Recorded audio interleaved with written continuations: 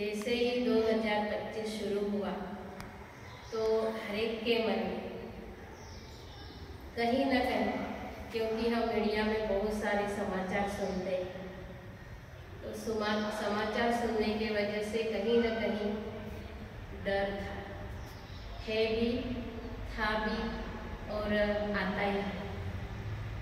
कईयों को लगता है क्या होगा, किसी को लगता है क्या होगा, क्या होने वाला है और क्या हो रहा है। तो मन में ये सारी उलझन लेकर के आज देखो हर मंथ में कोई ना कोई त्यौहार आता है। त्यौहार या उत्सव इसलिए आता है कि अपना जो जीवन है वो उत्साह वाला रहे, उमंग वाला रहे, इसके लिए त्यौहार आता है। पर त्यौहार पे त्यौहार, दशहरा आता है, दिवाली आती है, होली आती है, संक्रांत आती है, त्यौहार के ऊपर त्यौहार निकलते जाते हैं, उत्सव के ऊपर उत्सव निकलते जाते हैं। परंतु हमारे मन की जो उलझने हैं वो हमको हमारे अपने जीवन के लिए जो खुशियाँ हमारे जीवन में रहनी चाहिए, वो उत्साह हमारे जीवन में रहना चाहिए, तो वो आता नहीं।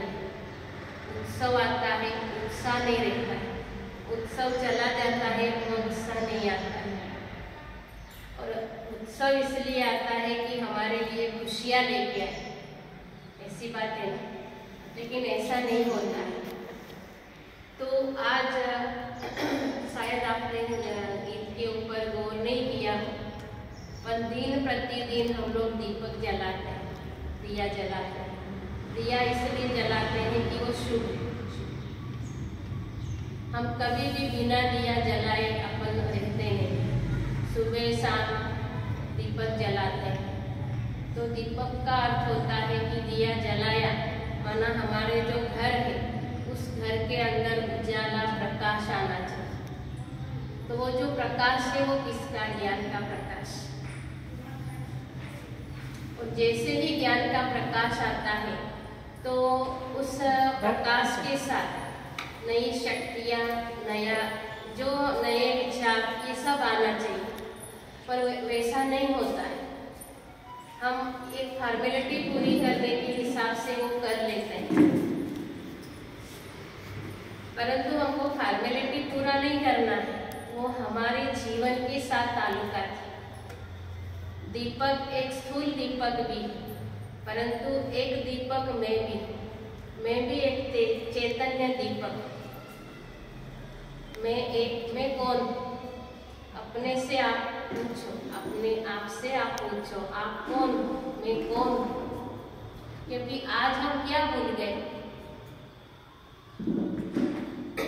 हमको इतना ही पता है, जिस शरीर के साथ हमने जन्म लिया, जन्म लेने के बाद यह शरीर को बाद में नाम पड़ा, तो हमको यही लगता है कि मैं फलानी व्यक्ति हूँ।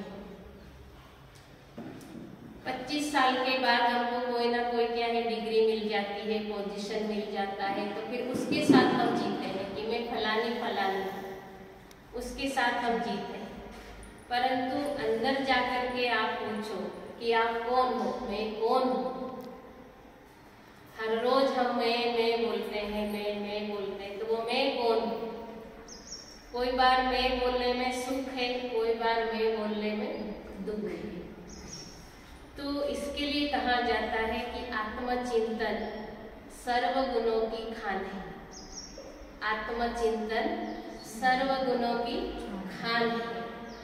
और क्या बोलते हैं? सर्व दुखों की जड़ देहाभिमान है।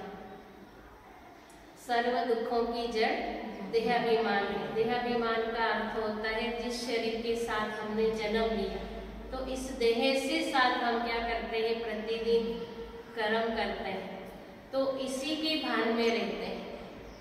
इसी के भान में रहने से कोई बार क्या करते हैं? खुद के प्रति भी, दूसरों के प्रति भी, खुद के प्रति, दूसरों के प्रति चिंतन चलता है, चिंता होती है। हमने वास्तविक चिंतन चलाना चाहिए। स्व को सुख चाहिए, स्व को यानी मेरे को, मैं एक आत्मा हूँ तो मुझे सुख चाहिए, तो हमने चिंतन करना चाहिए।